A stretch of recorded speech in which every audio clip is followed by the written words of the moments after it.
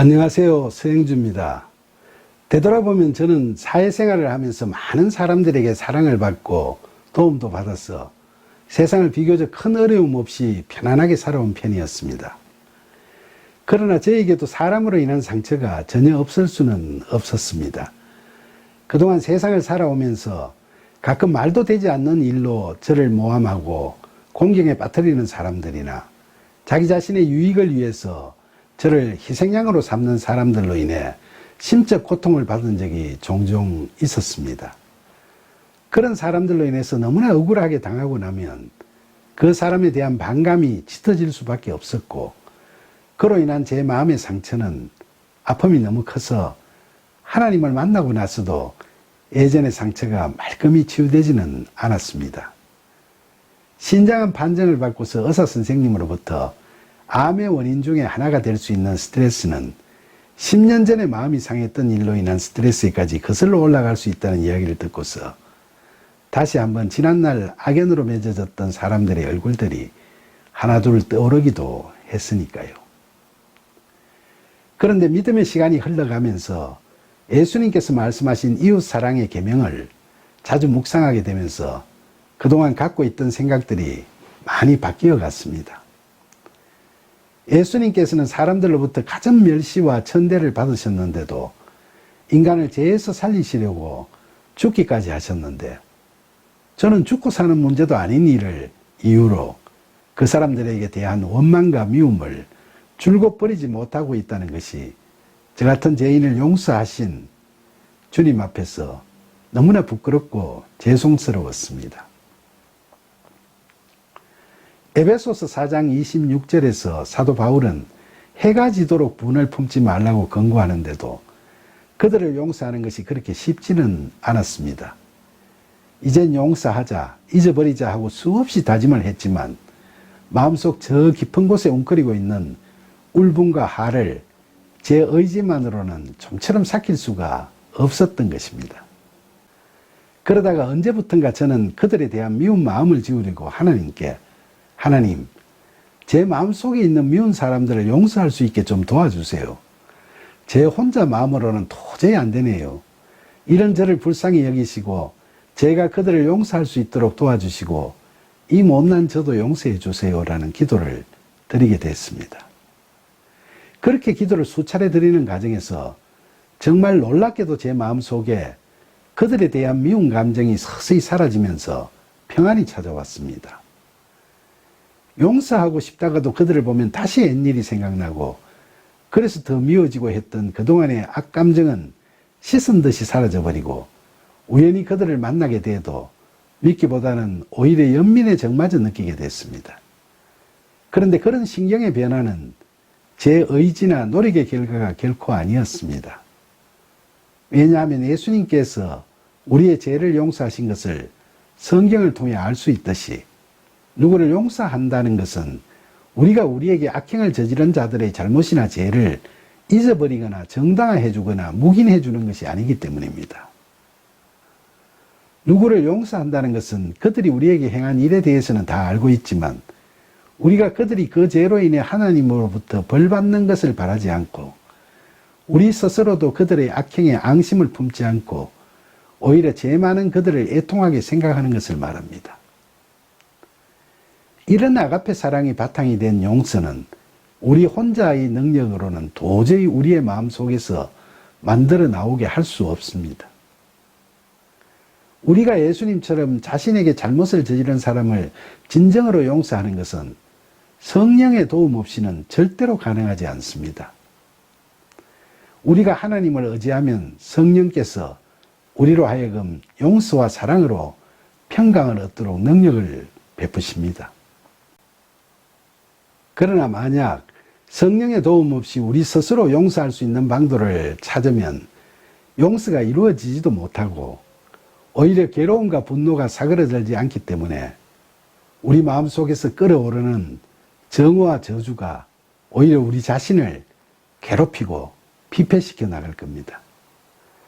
그런데 돌이켜보면 제게 상처를 주는 사람들을 용서할 수 있게 해달라고 기도를 드릴 때마다 성령께서는 먼저 저를 스스로 회개하도록 이끄셨습니다. 제가 혹시나 그들에게 무슨 잘못을 저지른 것은 없는지, 아니면 제가 그들처럼 그런 잘못을 다른 사람에게라도 저지른 것이 없는지를 되돌아보게 되면 항상 스스로 회개해야 할 일들이 많이 떠올랐습니다. 그때마다 저는 주기도문의 말씀 중 우리가 우리에게 죄지은 자를 사하여 준 것 같이 우리 죄를 사하여 주시옵고라는 마태복음 6장 12절이 늘 생각났습니다. 이 말씀은 제 혼자의 힘으로 누구를 용서한 것만큼 저를 용서해 달라는 식의 소위 대가성 자력 구원을 의미하는 말씀이 결코 아니라고 생각합니다. 이 기도의 말씀은 용서할 능력이 없는 제가 미워하는 누구를 용서할 수 있도록 성령께서 도와주신 것처럼 제가 이웃들에게 지은 죄를 용서받을 수 있도록 그 이웃들에게도 성령으로 인도하시는 은혜를 구하는 아이테오의 기도이고, 하나님께 저지른 모든 죄에 대해서도 용서를 구하는 아이테오의 기도입니다. 이처럼 우리 생각으로는 도저히 용서가 안 되던 사람들을 하나님의 도우심으로 용서하고 사랑하게 되면서 느끼는 기쁨은 직접 경험해보지 않고서는 상상할 수 없을 만큼 너무나 크고 은혜로움을 우리는 느낄 수 있습니다. 만약 우리가 오로지 하나님께 의지하고 전심으로 하나님을 바라보며 회개하고 기도드리면 빌립보서 3장 21절에 그는 만물을 자기에게 복종하게 하실 수 있는 자의 역사로 우리의 낮은 몸을 자기 영광의 몸의 형체와 같이 변하게 하시리라 라는 사도 바울의 말처럼 하나님께서는 우리의 일그러진 형상을 치유하셔서 원상으로 되돌리시고 확실하게 사랑의 하늘 옷을 덧입혀 주실 것입니다. 남을 미워한다는 것이 얼마나 고통스럽고 힘든 일인지, 심지어 자신을 얼마나 비참하게 하는지를 경험해 보신 분들은 다 아실 겁니다. 사람에 대한 원망은 상대를 넘어뜨리고 이길 수 있는 길이 아니라 오히려 우리 자신을 병들게 하고 망가뜨리는 허망한 짓이 될 뿐입니다. 살아가면서 어떤 풍랑을 만나도 그곳에는 항상 하나님께서 계십니다. 하나님께서는 사람들과 부딪히며 때로는 상처받고 때로는 피해를 보는 우리에게 사람들로 인한 고통에서 벗어날 수 있도록 사랑의 능력을 주시고 시련의 거친 파도를 쉽게 헤쳐나갈 수 있는 사랑의 지혜도 주십니다. 회개와 함께 하나님께 얻은 사랑과 용서의 마음은 모든 것을 이길 수 있다는 것을 우리는 그런 은혜로운 경험을 통해서 깨닫게 될 겁니다.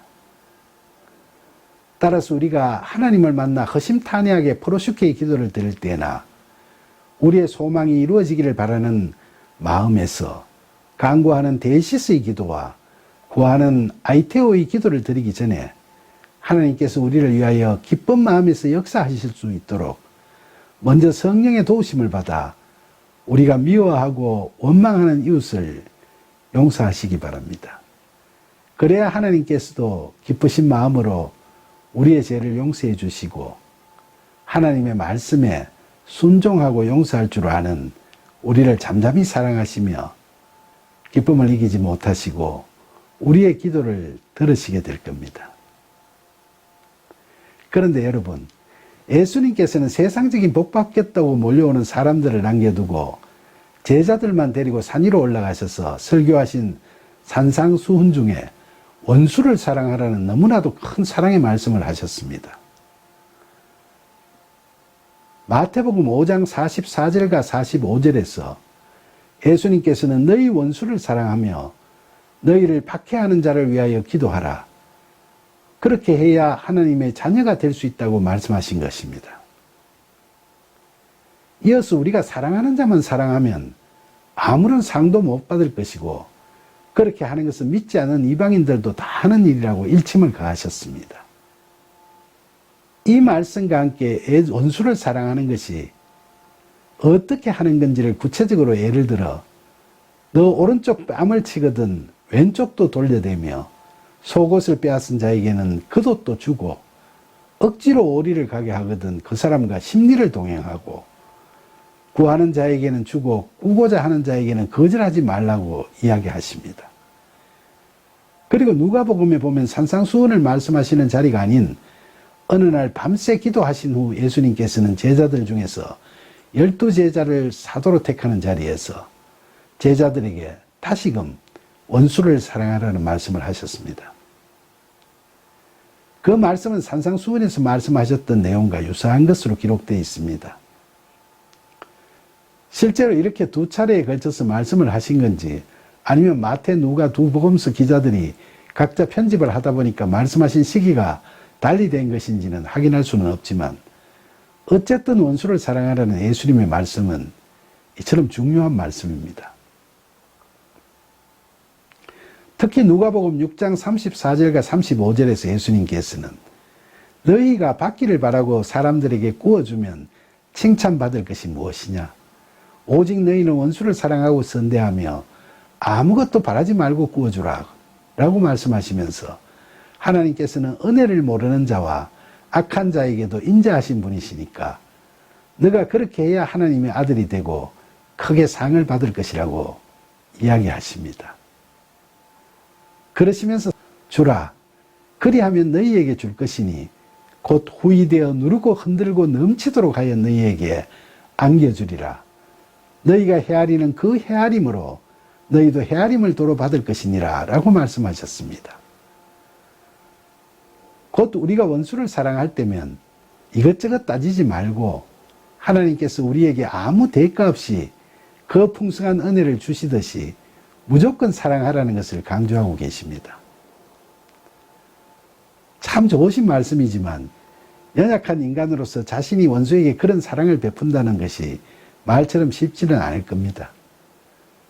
그러나 우리가 교회 설교에서 자주 듣는 고 손양은 목사의 원수사랑 미담을 떠올리게 되면 그것이 완전히 불가능한 일은 결코 아니라는 것을 깨닫게 됩니다. 사랑이 많으시고 신실하셨던 손 목사님에 대한 이야기는 다 잘 아시죠. 목사님은 일제치하에서 신사참배에 반대하시다가 줄곧 옥중 생활을 하셨고 광복 후에도 좌익 빨치산의 폭력적 도발로 인해 숱한 고통을 겪으셨습니다.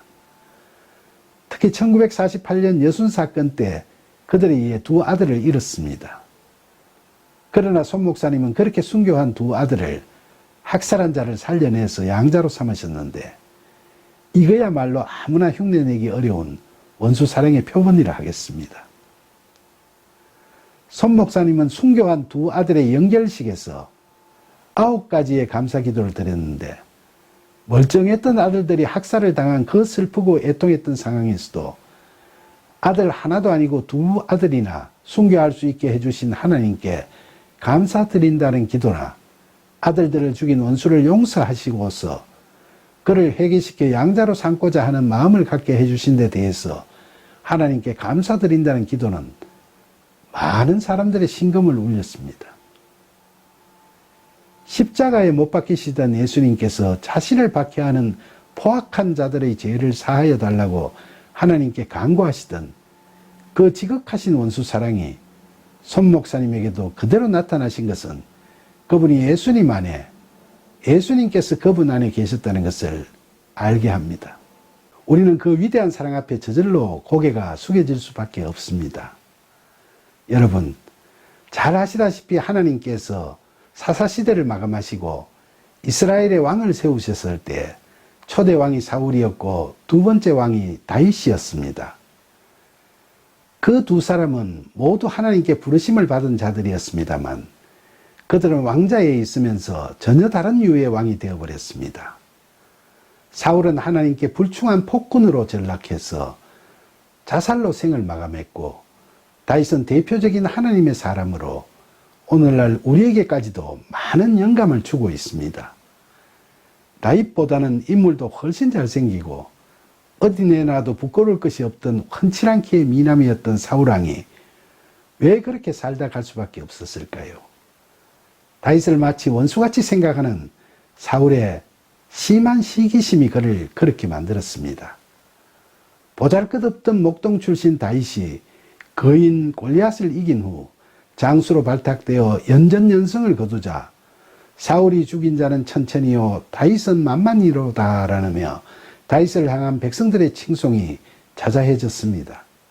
이때부터 사울왕은 다윗을 주목하게 되었고 그 후 다윗에 대한 경쟁심과 열등감이 점점 깊어지면서 그를 제거하는 것을 자신의 지상과제로 삼게 되어버렸습니다.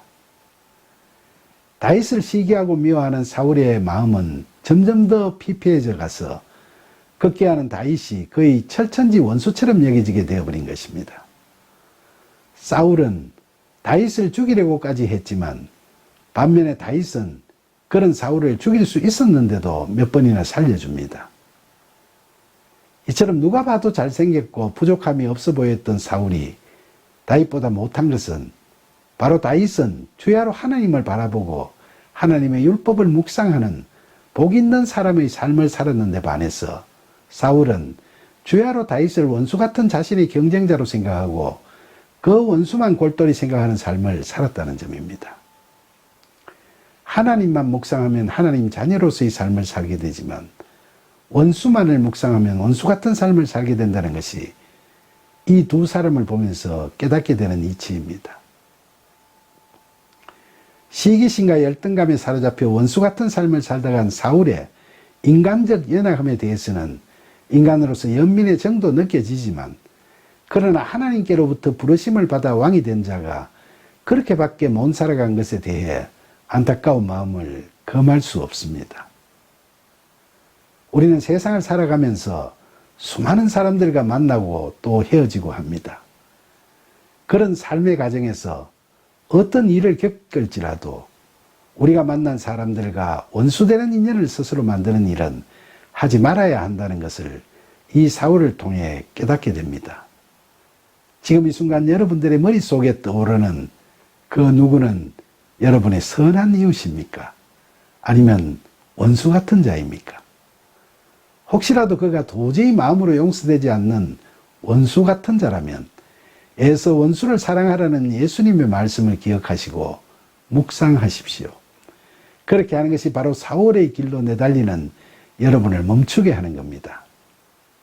그렇게 하는 것이 바로 여러분을 살리는 길인 겁니다. 원수를 사랑하라는 예수님의 말씀을 늘 마음에 두고 묵상하는 가운데서 원수를 위해 기도하신 선한 예수님의 지극하신 사랑의 모습을 닮아가는 저와 여러분이 되기를 간절히 소망합니다. 감사합니다.